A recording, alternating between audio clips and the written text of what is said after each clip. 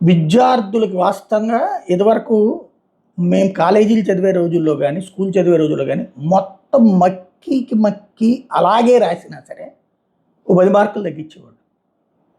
Economics అయితే ఎంత చించుకున్నా 60-70 మార్కులకు మించేసేవాళ్ళు కదా. చెప్పేవాళ్ళు ఎకనామిక్స్ లెక్చరర్లు కూడా అంతే వేస్తారబ్బా, మేము అంతే వేస్తాం అన్నటువంటిది.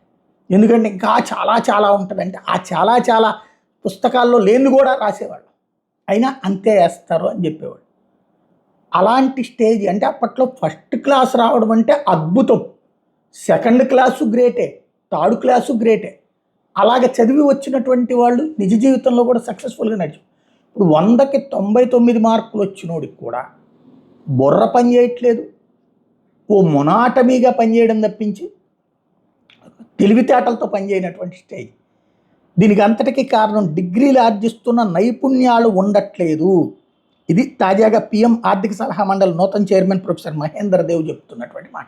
నిజం.